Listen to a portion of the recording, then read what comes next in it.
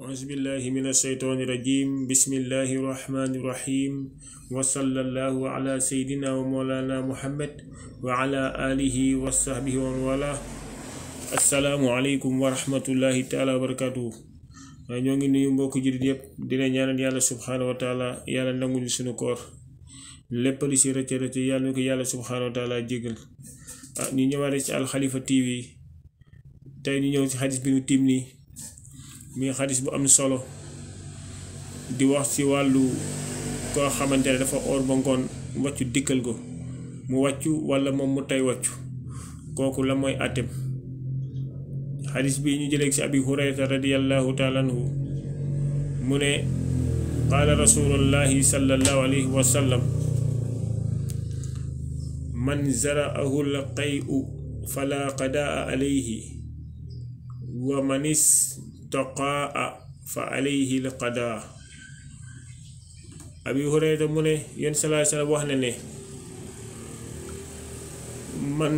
zara'ahu al-qay'u képp koo xamante ne wàccu not naka ba mu wàccu mu ne fala qadaa alayhi kooku fay waru ko. koo xamante ne dafa or ba ngoon jékki-jékki rek wàccu dikkal ko mu wàccu mu ne kooku du jar mi fay fala qadaa alayhi kooku jarul mi fay koor gi day continuer kooram lu dul illa ida rajaa minhu shay'un fa innahu yuftiru lu dul koo xamante ne bi mu wàccoo dafa am leneen lu duggaat mu wàccu ba pare am leneen lu duggaat su boobaa kooku kooram day yàqu waaye bu ne rek dafa wàccu bi yëpp génn mu ne kooku jarul mi fay waaye bu dul koo xamante ne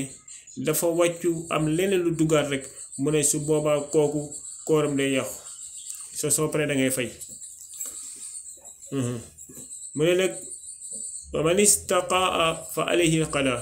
koo xamante ne moom moo sabab loolu moom moo ko tey sabab ko comme koo xamante ne dafa bëgg biiram mu am lu nekk ci biiram mu bëgg ko génnee walla am loo xamante ne moo ngi ci moom sonal ko mu ne rek mu bëgg ko génnee mu jël loxoom dóor ko ci gémmiñam ut sabab boobu ba wàccu bi génn mu ne su boobaa kooku dafay fay kooram day yàqu sa day fay waaw kon dañuy jàpp ñaar kana xamante ne dafa wàccu moo ko noot ba mu wàccu sa tayu ko amul benn sabab boo xamante ne moo ko ci def mu ne kooku su boobaa du fay lu dul loo xamante ne dafa am leneen lu duggaat waaye koo xamante ne moo jël sabab boobu def sabab bi ba wàccu mu ne su boobaa kooku dafay fay sa kooram day dog su paree mu fay.